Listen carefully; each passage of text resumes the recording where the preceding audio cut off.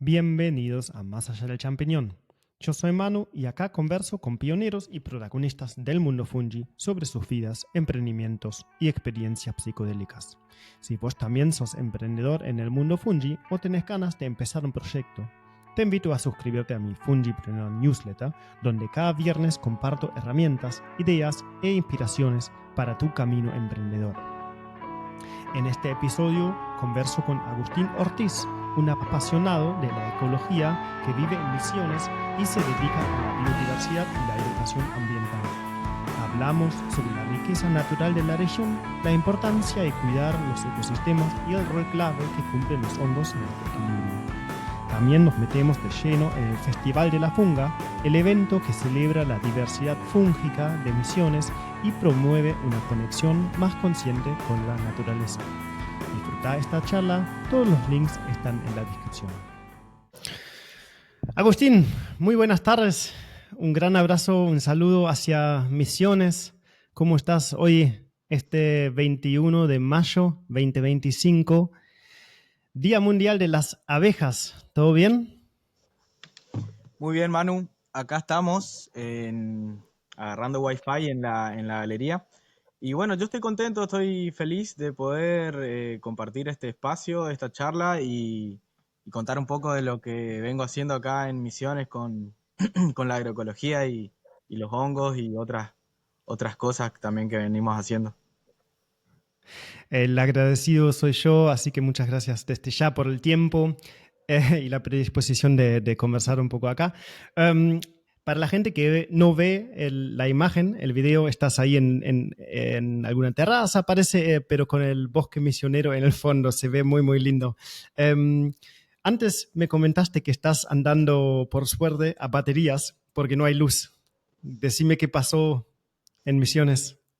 Y el domingo pasado tuvimos una tormenta con bastante viento y como suele pasar acá, eh, se rompen ramas de árboles, se quiebran árboles y a veces eso afecta al tendido eléctrico. Ya de por sí a veces apenas hay una tormenta ya corta la luz enseguida. Bueno, en este caso hace 3 días que acá en la zona del cerro estamos sin luz, entonces bueno, estoy salvando las baterías de los dispositivos, linternas, teléfonos, con la alimentación de batería de la cabaña principal que tiene energía solar. Así que bueno, con eso venimos sobreviviendo, como quien diría. Mira, buenísimo. Eso es lo bueno del siglo XXI, de los días de hoy. Podemos charlar, transmitir la información tuya, dar a conocer un poco lo que vos estás haciendo, a pesar de un corte de energía con baterías y con nuestro celular o con la computadora. Así que agradecido también de eso, de la tecnología en la selva. Em, y sí, ya mencioné que hoy es el Día Mundial de la Abeja. Y vi en tu Instagram que también haces apicultura. ¿Qué importancia tiene ese día o el animal, la abeja, para vos? Sí, sí, creo que ayer fue, me parece, el día, pero bueno, estamos también en Ajá. en la semana, en la semana de la biodiversidad acá en Misiones y bueno, hay también mucha atención en torno a eso. Respecto a las abejas, yo me dedico a la apicultura y puedo entender a las abejas como unos seres muy sensibles y conectados con su propósito, ¿no es cierto? Es increíble el trabajo que hacen las abejas a través de la polinización. Digamos que la polinización es un proceso que sucede dentro del ciclo biológico de las abejas. Ellas viven de la polinización y para la polinización porque existe esa simbiosis entre los vegetales y estos insectos tan hermosos que de por sí acá en la selva muchas especies vegetales no sobrevivirían sin la labor incansable de las abejas. Y en ese punto me gusta recordar y remarcar y mencionar eh, a las especies de abejas nativas, que son abejas sin aguijón. Acá en Misiones hay varias especies de abejas nativas que, digamos, la disciplina que las maneja, las cría, o sea, el arte de criar, manejar y cuidar abejas sin aguijón es la meliponicultura. Y bueno, son abejas también que son nativas de la selva y realizan una labor muy importante en cuanto a la polinización, a la conservación de la biodiversidad, básicamente, que bueno, acá en Misiones es una característica muy propia de este territorio que hay, se sigue conservando, digamos, y promulgando la conservación de esta selva que nos sostiene a todos y que vivimos también acá en mayor o menor medida por y para la selva. Ujú. Sí, bien. Estás en Misiones, en Santa Ana, si no estoy, me estoy equivocando. No tengo bien claro dónde queda Santa Ana, así que contame un poco de introducción. ¿Dónde queda Santa Ana? ¿Dónde estás? Hablaste de la cabaña principal. Hay más cabañas. ¿Quién vive ahí? ¿Qué hacen ahí? ¿Qué hace Fosa ahí? Bien, perfecto. Sí, la localidad de Santa Ana está al sur de Misiones, a unos 45 kilómetros aproximadamente de lo que sería Posadas, la capital, que está bien al sur, limitando con Corrientes. Y este lugar específico donde estoy viviendo ahora, hace unos meses ya, es una reserva natural que queda en lo alto de un cerro que está acá en Santa Ana, que es conocido hoy por hoy como Cerro Santa Ana, pero su denominación histórica siempre ha sido Peyuré, que es en guaraní, digamos. Y la cuestión es que esta reserva está ubicada en un lugar bien selvático, conservado, digamos, desde hace décadas. Y, y bueno, acá lo que yo realizo básicamente es una simbiosis con la dueña de la reserva, que es una señora que hace 30 años viene cuidando este lugar, se llama Estela.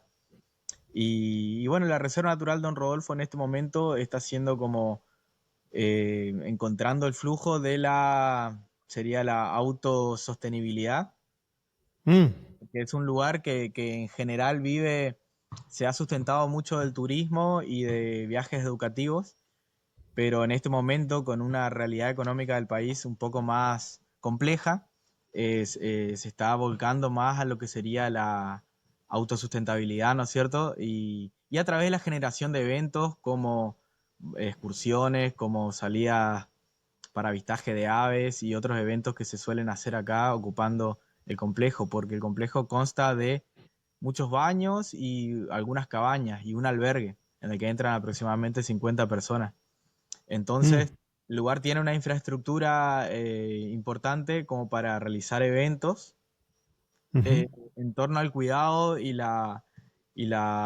educación ambiental, ¿no es cierto? Un poco eso sería lo que se hace acá. Y yo, particularmente con mi compañera, nos dedicamos a lo que es generar espacios productivos en simbiosis con la selva, con el monte. Entonces, uno de los proyectos en los que estamos involucrados es una huerta medicinal, la formación de un apiario, la formación de un meliponario, que es un lugar donde se cuidan abejas nativas sin aguijón, como muchas colmenas de abejas nativas. ujú. Y bueno, varias cuestiones que rondan a esto, a la aplicación práctica de la agroecología. Bueno, yo me he recibido de técnico agroecólogo, entonces todo lo que va formando parte de mi forma de vivir tiene que ver con eso directa o indirectamente. De hecho, más allá del título, me considero hoy desde un lugar más esencial como una persona que está construyendo su propósito y su camino en torno a la simbiosis con la naturaleza. Eso sería como un resumen más simple de todo el asunto. Ujú. Y también estás haciendo mucha divulgación, digamos, tenés un Instagram que está bastante lleno de muy lindas imágenes donde compartís lo que te está pasando ahí en el lugar o capaz en lugares anteriores también, en misiones en general. Entonces, estás trabajando mucho en la educación ecológica también. ¿Cómo, cómo es eso en tu importancia? ¿Por qué estás haciendo tanto trabajo en Instagram, por ejemplo? Y porque hoy por hoy En las redes se encuentra lo que sería más el flujo de toda la información entre personas, digámoslo así, y se fue dando, fue algo que de pronto me fui dando cuenta que la forma en la que elijo vivir y trabajar y relacionarme con el, con el espacio, digamos, con la vida, en resumen, es algo que está bueno de ser compartido porque me doy cuenta que soy un afortunado, realmente tengo el privilegio de vivir en este lugar haciendo lo que hago y eso es un gran regalo de la vida. Entonces, eh, honrando ese regalo es que lo comparto también y sigo aprendiendo, me sigo nutriendo de eso, no es que de pronto llegué a un lugar donde ya tengo todas las respuestas, no, de hecho hay muchas preguntas nuevas que van surgiendo en torno a la vida y su desenvolvimiento en la selva y cómo eso también refleja internamente nuestra propia evolución como humanos. Es algo bueno, me gusta siempre profundizar y en esa profundidad encuentro que se completa cuando uno la comparte y recibe una evolución del entorno, como esto que se está dando en este momento.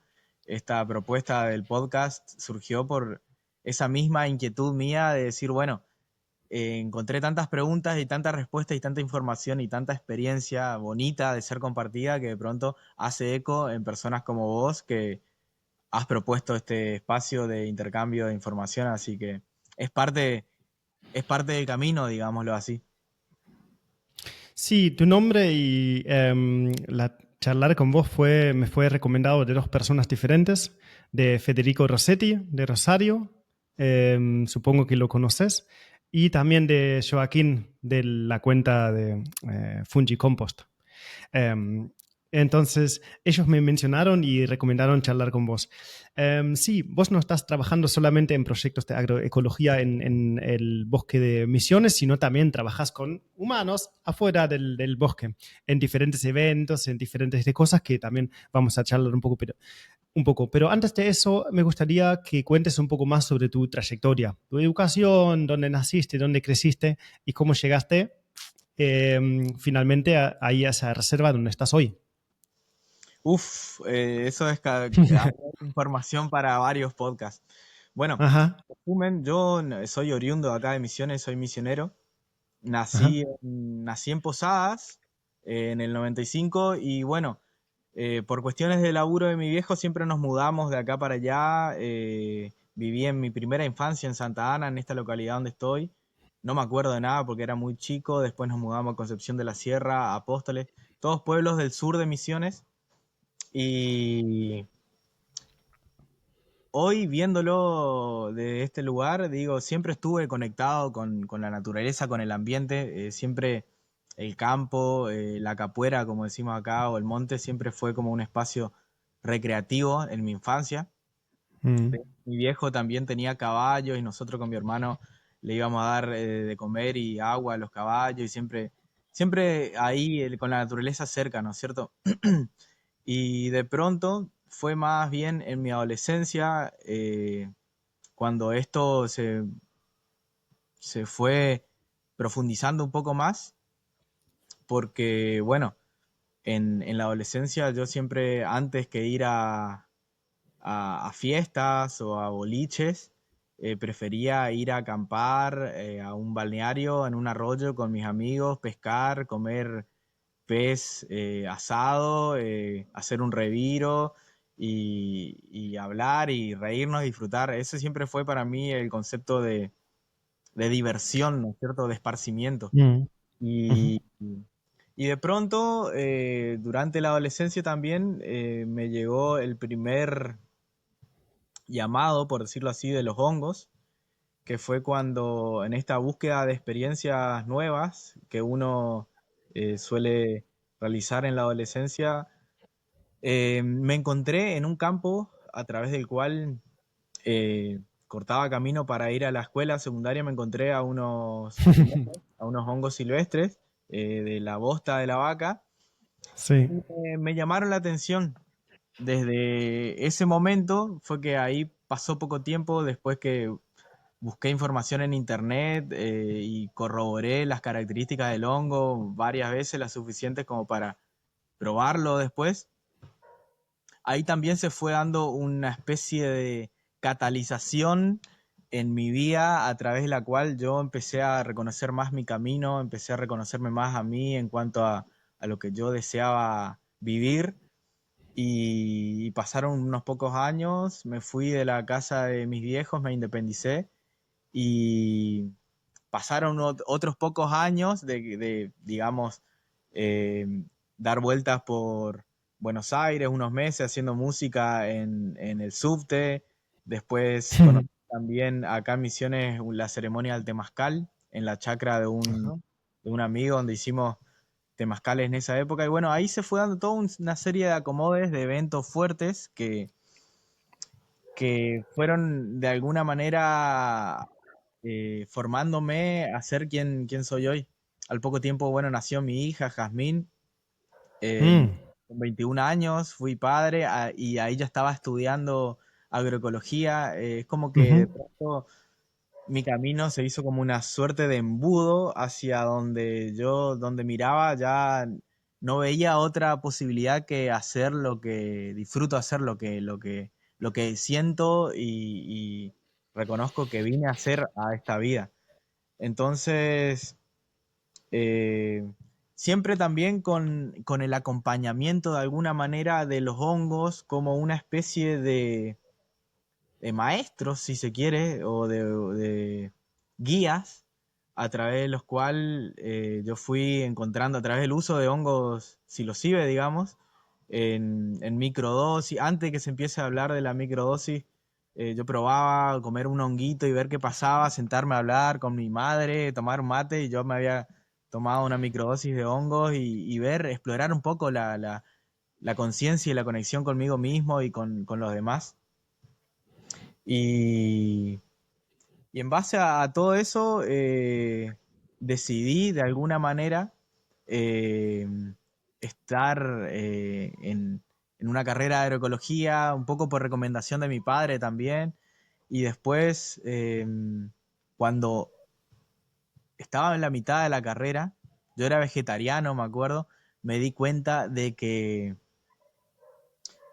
no era qué es lo que yo consumía, sino de dónde, cómo se producía y con qué propósito se produce el alimento que uno consume. Y bueno, empecé a entender mucho sobre el sistema, por decirlo así, sobre cómo se maneja la industria, cómo se maneja el mercado, cómo se manejan todas esas cuestiones que influyen en nuestro vínculo con la Tierra, con el planeta, porque yo considero también al planeta como un ser vivo, un ser consciente. Eso fue algo que aprendí también a través de mi vínculo con los hongos.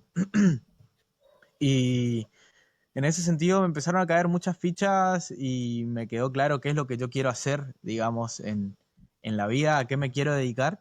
Y es básicamente a mostrar un camino en el que nosotros somos parte de la naturaleza, considerarnos como lo que somos, que es vida, y considerar la vida de nuestro planeta y de todos los seres con los que lo compartimos como lo que realmente es un reflejo de nuestra propia vida, digamos. Y eso en cuanto a lo más profundo que te puedo compartir en torno a mi camino. Sí, ahí tiraste un montón de datos y un montón de puntos donde podríamos seguir. Sí, yo supongo, y también por lo que vi preparándome un poco para esta charla, más que nada en tu Instagram, hay muy pocas fotos, capaz el 10% donde estás adentro de cuatro paredes o abajo de un techo. Estás básicamente afuera en todas las imágenes. Parece que estás viviendo afuera. Supongo que no sos, o en ese tiempo de adolescencia, con esa experiencia que te marcaron, ya te quedó claro que no necesariamente vas a quedar o querés trabajar en una oficina, ¿no? Sí, totalmente. Es algo que no lo elegiría en este momento. De hecho, varias Ujú. veces en un proceso de autocuestionarme siempre. De hecho, hay cosas que uno no se cuestiona hasta que se las cuestiona y ahí te das cuenta de que empezás a mirar hacia atrás y ves que no hay casualidad, digamos. Y en mi caso, realmente no, lo haría, por ejemplo, desde un lugar abierto, desde un lugar de abrir mi cabeza y mi ser a nuevas experiencias. Haría ese trabajo de oficina si fuera por un propósito que esté alineado con todo esto que te estoy diciendo y si fuera por una cuestión de que es necesario, porque de pronto no lo necesito, no es algo que necesito en cuanto a lo que yo estoy eligiendo, entonces no lo elijo. Porque me he dado cuenta de que en cuanto a lo que nosotros podemos obrar en torno a la naturaleza, todo lo que le demos a la tierra, ella nos devuelve. Entonces, si nosotros nos dedicamos a cuidar de las plantas, a recolectar hongos comestibles, a diferenciar los hongos, a aprovecharlos de una manera respetuosa, la naturaleza abre sus puertas, abre sus secretos y siempre uno va encontrando nuevas cosas a través de las cuales nutrirnos. Y de pronto yo me he dado cuenta ya una vez que cultivás, no sé, acá yo por ejemplo no elegiría vivir en un lugar donde no pueda plantar mandioca. La mandioca, Ujú. la mandioca, la miel y los hongos son como la Los- tríada sagrada con la que yo puedo, digamos, vincularme en cualquier lugar con la naturaleza. O sea, si yo tengo que elegir un lugar donde no pueda, digamos, criar abejas, recolectar hongos o cultivar mandioca, no lo elijo. O sea, prefiero toda la vida quedarme en un lugar donde están abiertas esas posibilidades porque de pronto es lo que yo realmente necesito, es lo que hago bien y es lo que me gusta compartir. Es como, y son cosas muy simples, viste, que uno con el tiempo aprende a valorarlas. Sin embargo, sigo siendo como sigo cayendo presa de varias ideas y formas de ver que vienen de la sociedad en la que vivimos, porque yo no vivo aislado de la sociedad, de hecho, claro. eh, tengo un montón de cosas que me unen a la sociedad, pero intento unirme a la sociedad desde un lugar en el que yo pueda aportar algo de valor y Ujú. filtrar un poco también lo que me llega en cuanto a las necesidades y a los arquetipos y prototipos de vida que nos inculcan, porque de pronto nos dicen que si naciste acá, que si sos hombre, que si tenés si perteneces a cierta clase social y un montón de cosas que nos encierran y nos limitan en cuanto a nuestras posibilidades humanas. Entonces, siento que la tierra y la naturaleza nos devuelve esa memoria de qué es lo que realmente necesitamos para vivir bien y de pronto las cosas se simplifican mucho, pero se profundizan un tanto más. Entonces de pronto las cosas se vuelven más simples pero profundas. Y eso también son dos palabras que siento compartir acá en cuanto a mi forma de relacionarme con la vida. Ah, muchísimas cosas interesantes, me estoy haciendo algunos apuntes, pero no puedo seguir cada camino. Me interesa porque conozco muy poco y creo que a otros les pasa lo mismo entre las cosas que mencionaste, la mandioca. La mayoría lo conoce, la conoce. Sabemos, o yo lo sé, viajé un poco por Paraguay, varias veces estuve en Misiones, hace 3 años la última vez, también un poco más tiempo. ¿Estás acá? ¿Te Se escuchas? parece. No, estás acá. Muy bien. Sí, sí. Parecía congelada la imagen. La mandioca.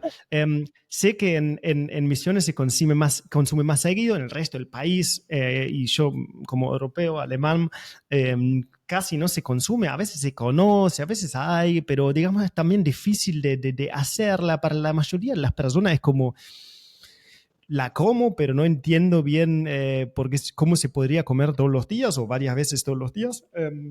Pero se come mucho, es un alimento muy básico, histórico, muy antiguo, de la zona de Misiones, de Paraguay, del sur de Brasil, capaz de Corrientes, de esas tierras. Comentame un poco por qué elegiste entre miel, hongos y la mandioca. ¿Por qué incluiste a ese triángulo la mandioca? Bueno, la mandioca para mí es considerada otra especie de planta sagrada debido a su nobleza. Mm. La mandioca es una especie de vegetal, el nombre científico es Manihot esculenta, y es una herencia de nuestra cultura guaraní. digamos que, igual que el mate que te estás tomando, que estamos tomando, este mate que estamos compartiendo, justo cuando mencionamos de pronto la cultura guaraní, surge el Ujú. mate. Bueno, igual que la yerba mate, es una planta sagrada, digamos, en la cultura guaraní, que es como la memoria ancestral de este lugar, ¿no es cierto? Por definirlo en simples palabras. En cuanto a la mandioca, es un alimento muy noble porque es una gran fuente de carbohidratos y acá de pronto en esta zona su uso es como el pan. Digamos que en la casa de un misionero para acompañar cualquier comida, digamos, principalmente platos fuertes como, no sé, carnes o guisos, siempre hay una mandioca, siempre hay mandioca hervida, que es la forma de consumirla un poco más neocolonial, digamos, un poco más de la colonización que hubo acá en Misiones.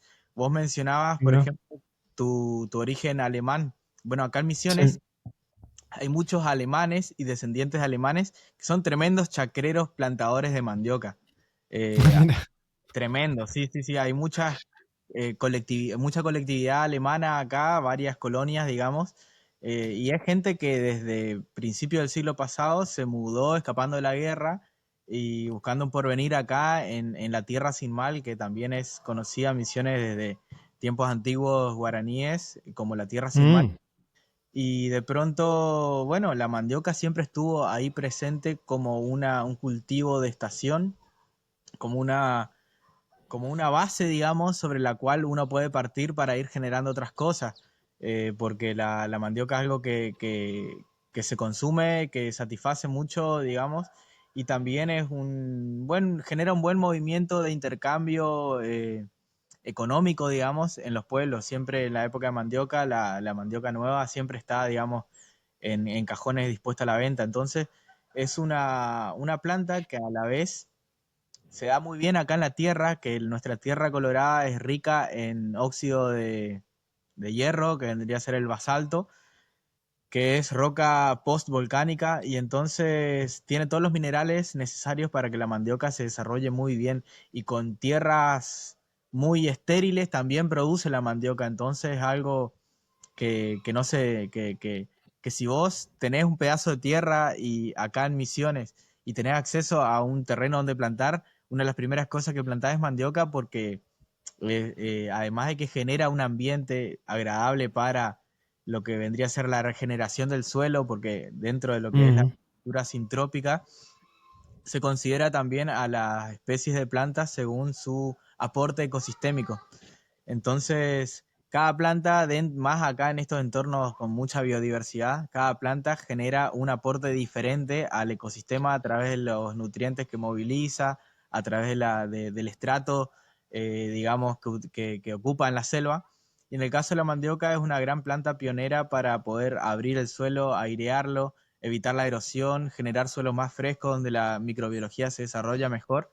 Y entonces, en ese punto, donde la veas la mandioca tiene que estar, digamos, en cuanto al plato en la mesa y en cuanto al cultivo en el suelo, que es una cosa, Ujú. siempre refleja la otra, siempre lo que comemos refleja lo que nuestro vínculo con la naturaleza. Si nosotros Ujú. tenemos un vínculo más estrecho con la naturaleza y entendemos que de dónde provienen nuestros alimentos, que es del suelo, de la tierra,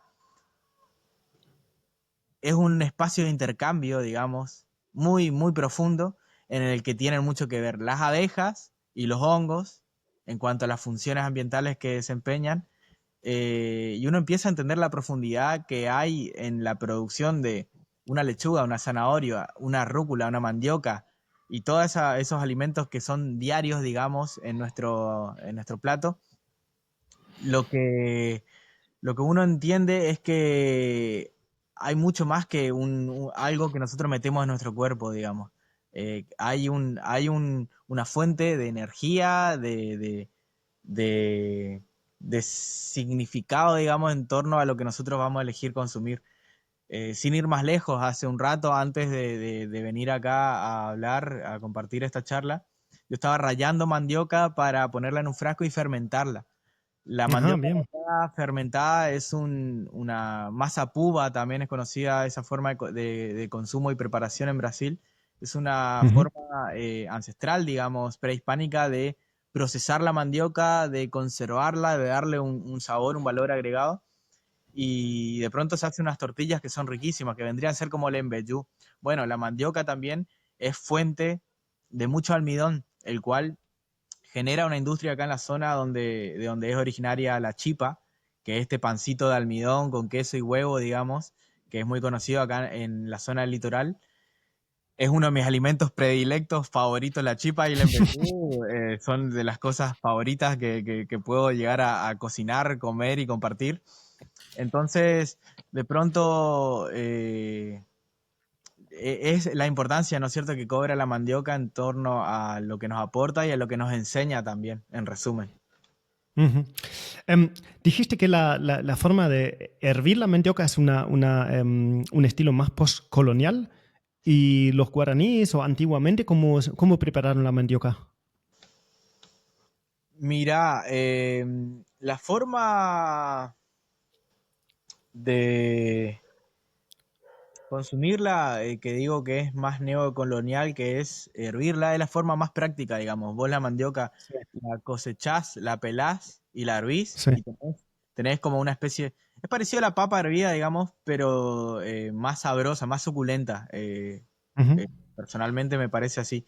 Y, y es como la forma más práctica de consumirla. De hecho, la mandioca también se suele pelar y se guarda en el freezer y se mantiene conservada, digamos, porque es un alimento que vos al cosechar no se conserva mucho tiempo, digamos, si no la procesás de una manera mínima, porque se oxida, al tener mucho almidón, enseguida se echa a perder. Entonces, la forma más práctica, digamos, de consumir la mandioca es cosecharla, pelarla, hervirla y tener un alimento ya. Pero Ok. antiguamente, en la época antes de la colonia, la mandioca no solamente se hervía, sino que también se preparaba almidón casero, justamente al rallar la mandioca, secarla, al tamizarla, se preparaba también como farina de mandioca, que es un alimento entre el almidón y la mandioca rallada. Y, Ujú. y ni hablar de la fermentación de la mandioca, que es un proceso a través del cual se conserva por mucho tiempo, porque al generarse una lactofermentación se queda Ujú. como una conserva, digamos. Entonces la mandioca se conserva y adquiere un gusto como a queso, como algo más sabroso, digamos, que sirve también para acompañar todo tipo de comidas. Ujú. Sí, sí, sí. Hoy volví a hacer pan de masa madre, digamos, volví a armar una masa con mi masa madre que tengo y la voy llevando hace muchos años ya. No la misma, la tuve que cambiar en sus momentos, pero la práctica de hacer panes con masa madre, que es un poco algo más relacionado a mis tierras, la cultura del pan, que es allá en Alemania es muy grande y tiene mucha diversidad y mucha tradición. Los fermentos son buenísimos, es justamente sumar a toda la biodiversidad en un proceso que favorece al sabor, la conservación, a la eh, accesibilidad de los nutrientes al cuerpo, así que es una gran práctica y probablemente antiguo como el ser humano más o menos. Um, Bien, me gustaría charlar un poco sobre la plataforma educativa, como se llama, K por A, si la pronuncio bien. ¿Es un tipo de emprendimiento tuyo o quién hay atrás, qué y quién hay atrás de ese nombre? Bien, bueno, Cápora significa planta linda o planta buena en guaraní Ajá. y a la vez también es la denominación de un espíritu de la selva, digamos, de un duende, como diríamos por acá, que es una especie, es como vendría a ser el pombero, el yacyyateré, es parte de la mitología de folclore guaraní. Y el Cápora básicamente lo que hace es cuidar el equilibrio de la selva. Eh, Ah. Básicamente les trae mala suerte a los cazadores que cazan por ambición y no por necesidad, a la gente que de pronto deforesta la selva. Siempre Mm. hay un duende en la selva dispuesto a traerle dificultades a la gente que no se relaciona en equilibrio y en reciprocidad con el ambiente, ¿no es cierto? Entonces, partiendo de esta base etimológica, Cápora es Es una plataforma, es un emprendimiento, digamos, que tiene muchas partes. Yo soy en este momento la cara visible de K por A y que vengo llevando muchas actividades en cuanto a la afuera, pero K por A surgió hace unos años con mi hermano, que él es apicultor también, con Marcelo, y a través de la necesidad de poder encontrar un cauce, digamos, laboral y a la vez educativo en lo que nos gusta hacer. De pronto también arrancamos realizando rescates de colmenas en posadas, que es un servicio que Ujú. realizamos cuando acuden a nuestro servicio y lo que hacemos es básicamente un trasiego, retiramos la colmena del lugar donde están en la ciudad, la pasamos a una caja y la llevamos al campo, digamos, para Ok. evitar que la fumiguen. Entonces, cada por Ujú. A es una plataforma a través de la cual parten varios servicios, productos y eventos, encuentros. Dentro de los servicios también está el asesoramiento para la implementación de sistemas productivos, llámese huerta, llámese eh, cultivos anuales, llámese agricultura sintrópica. Y de pronto tenemos una serie de productos también, que son los productos que elaboramos con los hongos medicinales de recolección sustentable, porque a través de Capora también promovemos la recolección sustentable de los hongos, que básicamente es este método simbiótico con el que nos podemos relacionar con los hongos al aprovechar sus beneficios de una forma consciente y bueno, y los eventos que son encuentros que realizamos en la naturaleza, en reservas. Últimamente venimos centralizando los encuentros acá en Don Rodolfo, en esta reserva donde estoy viviendo. Ujú. Y, y, y bueno, hay muchas personas involucradas con Cápora, en mayor o menor medida. Yo soy en este momento la cara visible, pero es algo que yo no podría sostener sin el apoyo de la gente que me rodea, de mi compañera Aus también. Ella de alguna manera también está relacionada con K por A. Y hay mucha gente, como por ejemplo Estela, la dueña de la reserva acá, que también apoya y banca muchas de estas actividades. Entonces, Cápora es un proyecto simbiótico que se asocia con los lugares y con las personas para lograr justamente fines educativos y promover esta conciencia ambiental, digamos. Y de pronto se convirtió en mi trabajo también, porque de pronto la mayor parte de mi tiempo yo estoy enfocándome en aportar a través de cada por A, tanto al, a un bien, a la comunidad, digamos, como a a un sustento en mi casa, en mi familia, digamos. De pronto estoy encontrando la forma de poder vivir de lo que me apasiona y de mi propósito. Y a veces hay mayor fluidez en todo el proceso y a veces no tanto, ¿viste? Es como siempre una cuestión que es pendular, pero el camino ya es ese. De pronto mi camino es sostener acá por A, digamos, con todo lo que implica y significa. Y a partir de acá por A también fuimos generando vínculos con personas y lugares, entonces así también surgió el Festival de la Funga, que es otro evento que surge a través de cada por A, pero ya tomó fuerza propia y de pronto es un encuentro que organizamos acá en Misiones en torno a los hongos. Sí, ya llegamos al Festival de la Funga. En el segundo, quería antes de llegar a eso preguntar específicamente sobre un producto. Dijiste que elaboran productos a base de hongos recolectados. Sí, así es. ¿Y qué productos y de qué hongos? ¿Qué hacen con hongos recolectados? Porque conozco poco el tema. Conozco, digamos, los hongos comestibles, los medicinales, lo que sea, pero gran parte de lo producido, de lo cultivado artificialmente, en comillas. Y Claro. de la recolección, básicamente, eh, para comer, sean frescos o secos. ¿Qué más hacen ustedes o qué están produciendo? Bueno, acá la recolección se enfoca principalmente en lo que es comestible por un lado y medicinal por el otro.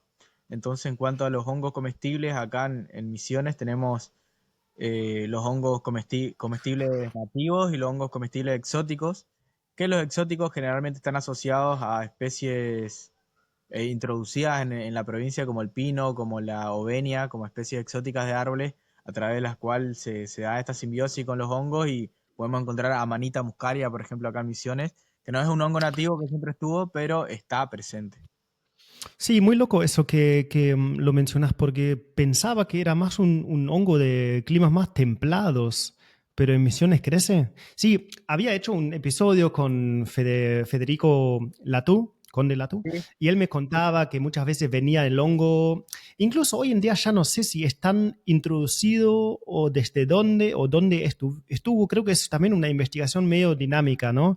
Sí. Creo que en América, por ejemplo, hubo Amanita muscaria antes de la colonización, ¿no? Si no me equivoco, pero puedo estar equivocado. Pero sí, él mencionaba, por ejemplo, que juntos con las semillas o árboles que tenían raíces y tierra, venía el micelio e introdujeron de esa manera diferentes hongos, como en la Amanita muscaria. Pero la Amanita muscaria crece en Misiones, también en clima semitropical. Sí, pasa que acá cuando hace frío en invierno, porque acá tenemos un invierno bastante corto, pero hace frío y es un frío húmedo. Entonces tenemos días, no sé, un par de semanas en los que, no mucho, pero la temperatura baja a menos de 10 grados, digamos, Uh, y, y ¿A después, menos 10? no, a menos de 10 grados centígrados, o sea, 5 grados, 6 grados Ok, centígrados, ok, digamos. ok, ok.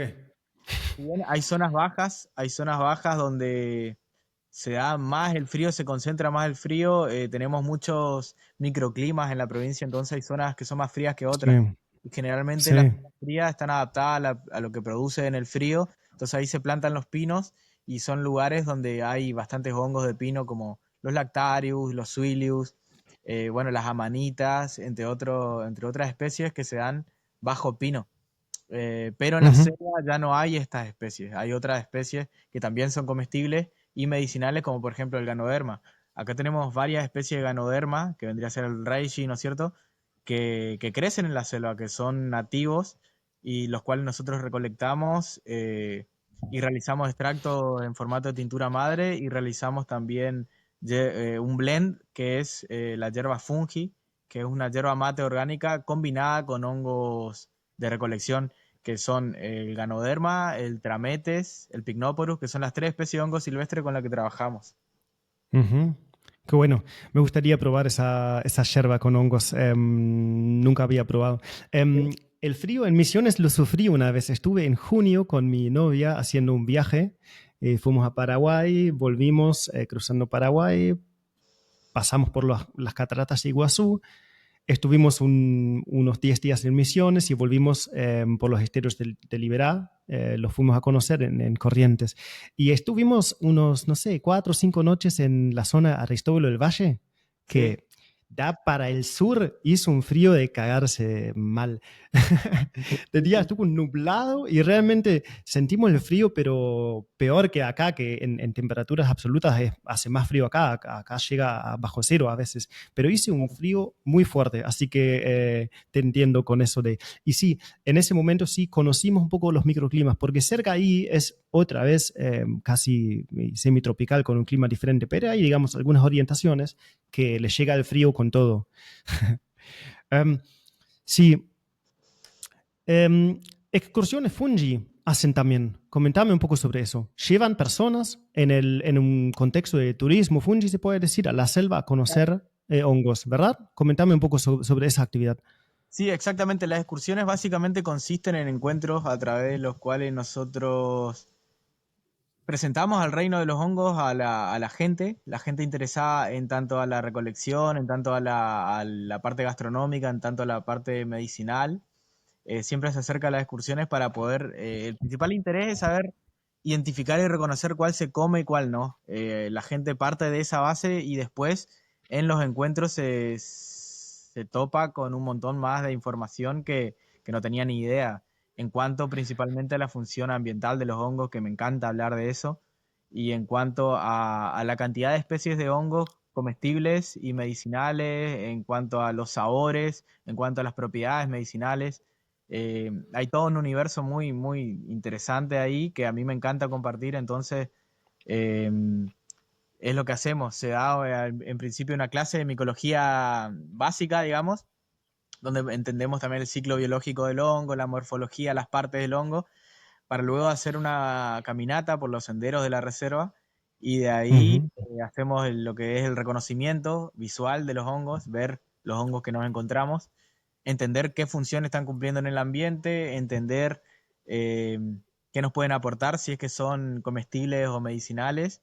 Y bueno, y las técnicas de recolección sustentable, ¿no es cierto? Que es básicamente salir con la canasta, no recolectar todo, reconocer el punto de cosecha del hongo, varias cuestiones técnicas que solo en la práctica podemos incorporar de una forma más directa. Entonces, un poco esa es la temática, es la dinámica de las excursiones Fungi, que sí, en principio la actividad estuvo dirigida al turismo, pero de pronto hay muchas familias y mucha gente interesada que llega a las excursiones para aprender y reconocer y ver y tener esa experiencia cercana con los hongos. Sí, yo creo que el turismo fungi, para decir de una manera, tiene muchísimo potencial. También, como decimos, bueno, estamos en Misiones, hay un recorrido, una excursión fungi, vamos a hacerlo así de casualidad. O también gente que busca eso, que viaja y busca, digamos, específicamente turismo fungi, digamos, Claro. conocer, recolectar, identificar, hacer excursiones específicamente para eso. Yo creo que es algo que va creciendo. Pero ¿cómo o quiénes son las personas o los grupos, familias eh, que van a las excursiones y con qué estado de conocimiento sobre hongos te encontrás con esa experiencia de estas excursiones? Bueno, y gente llega de varios lugares de la provincia, mucha gente de Posadas, de la parte más urbana, digamos, porque justamente buscan Ujú. esa actividad en la naturaleza, mucha gente que de pronto también ha estado de viaje turístico por Misiones, gente de Uruguay. El año pasado hubo un grupo de una familia de Uruguay que básicamente también hay emprendedores que de pronto quieren empezar a generar alguna producción de hongos o algo relacionado con los hongos, entonces llegan como para también, eh, ¿cómo se dice?, interiorizarse más en la temática. Ujú. Pero, y también grupos de curiosos, amigos que de pronto solo conocen lo que es el champiñón o el cucumelo, que son tipo las referencias culturales más que están más al alcance, ¿no es cierto? Y se dan cuenta, siempre la gente se da cuenta que hay un universo muy profundo y amplio en torno a los hongos, entonces gente de todas las edades, han llegado grupos con chicos, con familias, digamos, y la gurizada, como decimos acá, siempre se recopa con los hongos y tienen una sensibilidad especial las infancias con la naturaleza y eso está muy bueno, tanto nutre al grupo como ellos en la experiencia se nutren un montón. Y gente mayor también ha llegado que de pronto en su época el hongo era algo tabú, no se podía tocar, no se podía hablar de eso y de pronto se dan cuenta de que hay una maravilla detrás. Así que está bueno poder acercar la visibilización, ¿no es cierto? Visibilizar a los hongos y compartir un poco de esa experiencia a todos los grupos que les interese. Claro, y si vas, y en realidad me imagino que también es así, que no sabes con qué hongo te encontrás, porque a veces de día a día cambian los hongos, cambian los espacios, porque los hongos a veces no son duraderos. Entonces, como vas hoy, hay otros hongos que mañana y en otros espacios. Entonces, vos mismo te vas sorprendiendo con las cosas que pasan.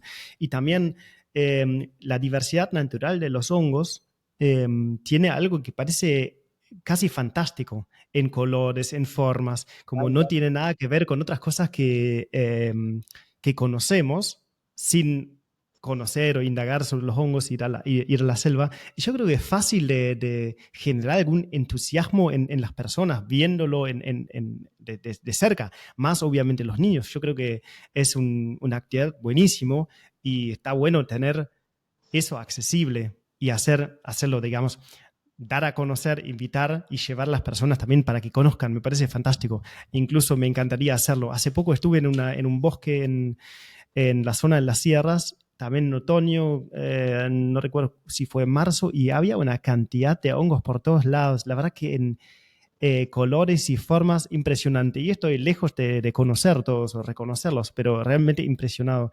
En Misiones seguro que hay un montón de hongos por conocer o descubrir. ¿Sabes algo de eso? ¿Te interesa especies de hongos que no se conocen? ¿O qué tal descubierto, qué tal experimentado está el mundo fungi de Misiones? Bueno, hay todo un universo por descubrir y por cuidar, pero antes, ¿me bancás 2 minutos que me voy al baño y vuelvo? Por supuesto, ya venimos. Seguí nomás. Respecto al mundo por descubrir de los hongos, eh, se dice que por cada especie de planta hay 3 especies de hongos como mínimo. Entonces, esto que mencionabas es importante. Digamos, la aparición de muchas especies de hongos es por temporada, se da a determinada temperatura, determinada cantidad de humedad. Entonces, algunos son muy esporádicos, aparecen un tiempito y ya desaparecen, otros que son más perennes. Y entonces eh, hay muchas especies de hongos nuevas que se van reconociendo dentro de la provincia, como por ejemplo la morilla, la morquela, digamos, la colmenilla, que es una especie de hongo muy conocido en cuanto a su uso gastronómico. Y acá en la reserva Don Rodolfo, en este lugar yo he encontrado, el año pasado no aparecieron, pero el año antepasado sí, y se encuentran morillas acá en Santa Ana, Misiones. Y hace 3 años, 4 como mucho, se reconoció oficialmente la especie, digamos, como una especie presente acá en la provincia. Y de hecho también hay otra especie interesante de reconocer, que es una figurita difícil, que es el Riquiela edulis o quesito suizo. Es una especie de hongo que está, está amenazado en cuanto a que es una especie de hongo en extinción, digamos, que hay muy pocos registros.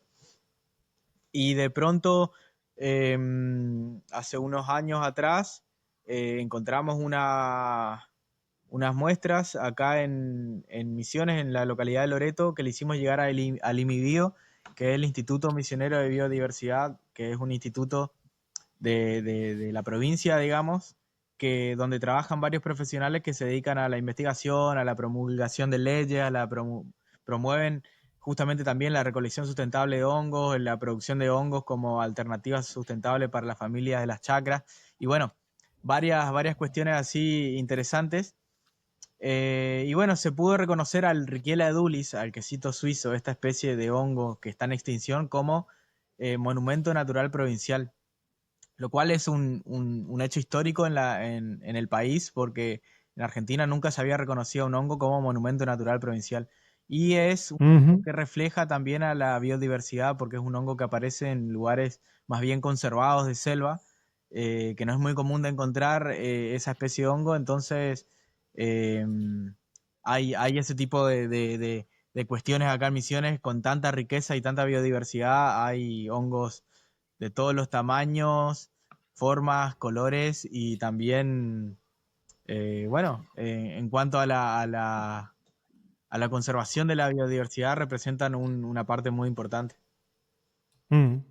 Sí, se dice que a nivel mundial el reino fungi está muy poco explorado, se desconoce muchísimas variedades de hongos, de especies.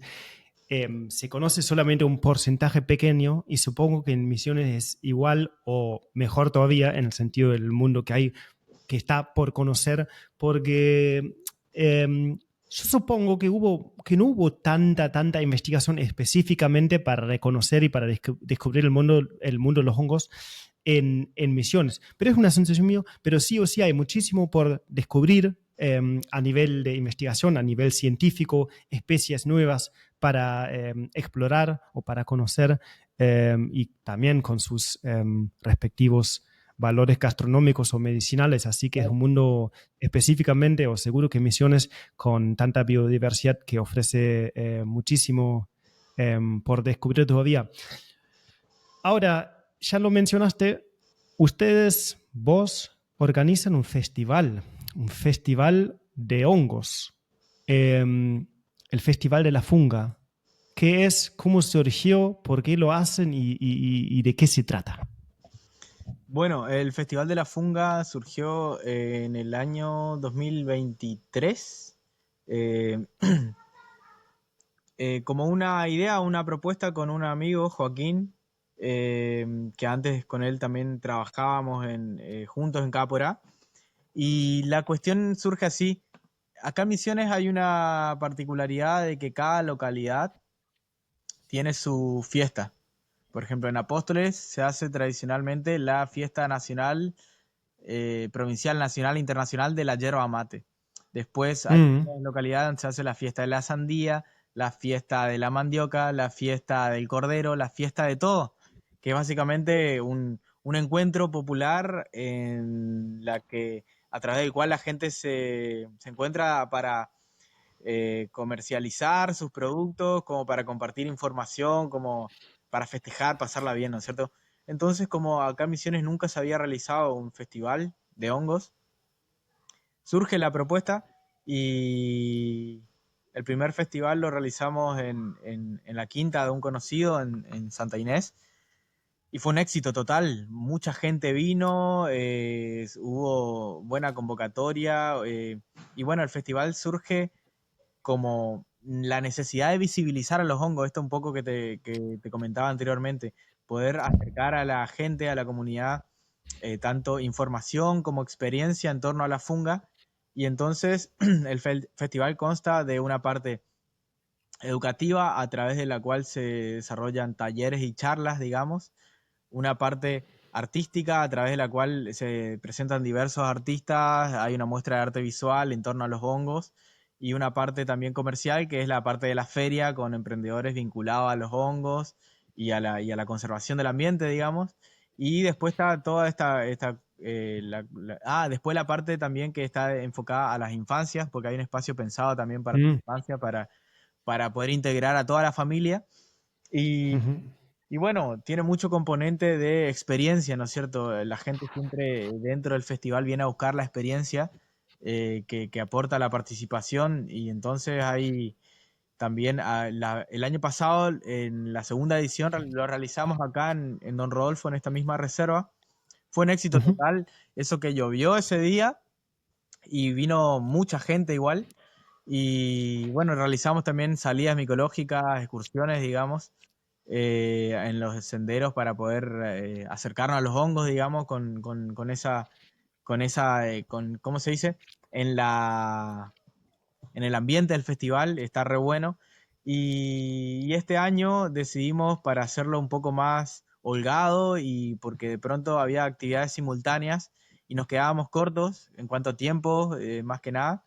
Decidimos hacer 2 días de festival. Este año va a ser el 19 y 20 de julio. Entonces, al realizarse con una noche por medio, va a haber, tengo pensado poder implementar una salida micológica con luces ultravioleta para poder realizar uh, reconocimiento y visual de hongos bioluminiscentes e insectos bioluminiscentes, ¿no es cierto? Entonces, bueno, básicamente el festival consta de esa impronta, ese espíritu que es hacer algo por y para los hongos, ¿no es cierto? Es el festival de los hongos para los hongos. Entonces, a través de ese espíritu, de ese propósito, estando acá en Misiones, mueve muchas cosas lindas del festi porque es un ambiente ideal para los hongos. Entonces, nada, estamos haciendo lo que consideramos que es lo mejor para poder visibilizar a los hongos y devolverles un poco de todo lo que nos dan a nosotros porque es un montón. Los hongos sostienen la vida en nuestro planeta y de pronto si tomamos conciencia de eso vamos a ser amantes de los hongos en algún punto. Sí, es un movimiento y una motivación imparable. Ni por un día de lluvia puede parar. Suena muy bien esa salida nocturna con las luces ultravioletas. Me interesaría mucho. También me interesa que hay actividades para niños, que también soy papi. Claro. Entonces, como ofertas donde se puede llevar y entretener al niño y no tener que correrlo atrás o cuidarlo todo el tiempo es una gran cosa en favor. A mi hijo le interesan mucho los hongos. Cada vez que ve un hongo se siente, observa con mucho respeto, no va tocando ni rompiendo nada, pero le llama mucho la atención. Para personas que les interesa ir al festival, hay tiempo, es como dijiste, el 19-20 de julio en Santa Ana, Misiones. ¿Qué hay que hacer para llegar? ¿Hay que comprar los tickets? ¿Se ven online? ¿Cómo se puede llegar? ¿Dónde se puede dormir? Bien, Un par de datos para alguien que le interesa ir. bien. En el perfil de Instagram, ahí estamos recibiendo toda la información, que es @Festival de la Funga. Y bueno, básicamente sí, para participar al festival, tanto por un lado como público, simplemente comprar las entradas que ya están disponibles, digamos. Aún así, yo creo que la mayor cantidad de gente va a comprar las entradas cuando publiquemos la grilla, porque todavía no publicamos la grilla de artistas, de charlas, talleres y demás actividades. Estamos todavía procesando esa información. Nos llegaron muchas propuestas al mail del festival, que es el correo electrónico a través del cual nosotros recibimos las propuestas. Y ahí, bueno, le mandamos las bases y condiciones, porque es un festival autogestivo. Nosotros, todo lo que son los gastos de, de generación, de gestión del festival, la logística y demás, lo cubrimos con lo de la entrada y las comisiones que se van cobrando a los que generan un intercambio económico dentro del festival. Entonces así se sostiene, siempre con ese espíritu autogestivo. Y entonces todavía no terminamos de procesar todas las propuestas, pero estamos a punto de publicar la grilla y ahí también vamos a publicar cómo llegar al lugar, cómo llegar a Don Rodolfo, tanto por transporte público como en particular, y los precios de las entradas. En estas próximas semanas nos vamos a terminar de definir la grilla y seguir publicando y compartiendo, porque la verdad que está teniendo una llegada muy interesante. Mucha gente de varios países de Sudamérica, digamos, escribieron para venirse, gente de Colombia, de Brasil, de Chile. Entonces, estamos organizándonos para poder hacerlo de forma ordenada. Y acá en Don Rodolfo, en el hospedaje que hay en el espacio, nosotros lo destinamos a la gente que va a venir a participar del festival, tanto en la feria como los profesionales y artistas. Le brindamos alojamiento y al público en general nosotros le pasamos contactos de hospedajes en la zona para también eh, poder quedar, ya sea en cabañas o acampando cerca del lugar donde va a ser el festival, porque van a ser 2 días. Ujú. Muy bien, llévense una campera por las dudas. En junio, julio puede haber días de fresco. Em, a mí me encantaría ir. La verdad que no lo sé todavía porque toda la organización con la familia y no es cerca. Viajamos para Misiones en auto y es una linda distancia. De todos modos, cualquiera interesado puede visitar el Instagram, es Festival de la Funga, todo escrito juntos, pero también vamos a poner un link en la descripción. Um, Interesantísimo hablar con vos, seguir tus publicaciones, seguir tu trabajo.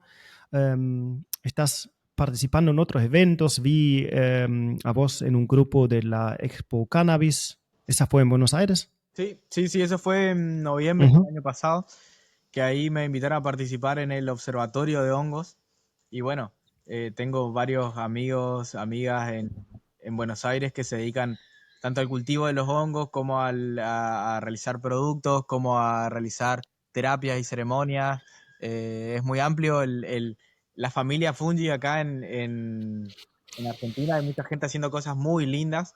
Y bueno, nos pudimos conocer el año pasado ahí en la Rural, en la Expo Cannabis. Estuvo muy bueno. Muy bien. Yo creo que nos diste una muy buena introducción y una muy buena idea de lo que hay alrededor de vos, tu cuenta de Instagram, el emprendimiento K por A, que va a haber en el Festival de la Funga, y más que nada para profundizar y conectarse y escribir un mensaje si a alguien le interesa algún dato particular. Una muy buena introducción. Un muy gran gusto poder charlar con vos. Muchas gracias por el tiempo. Gracias a Dios que aguantaron las baterías. Sí, tal cual. Y tenemos internet y el celular funcionando. Así que un gran abrazo para Misiones y espero que nos encontremos en algún evento presencial pronto, lo antes posible. Dale, Manu, te esperamos por acá, a vos, a tu familia, cuando quieran, cuando gusten, cuando se organicen. Básicamente, sería un gran placer encontrarnos acá y compartir un poco de esta naturaleza que es hermosa, es inmensa y magnífica, de la selva misionera. Así que encantado también, y cuando se dé otra oportunidad de seguir compartiendo información, ya sabes que contás conmigo y bueno, ha sido un gran gusto. Estamos creando un poco de red acá y con mucho entusiasmo y mucho interés y así vamos siguiendo expandiendo esa red. Muchísimas gracias. Gracias, Manu.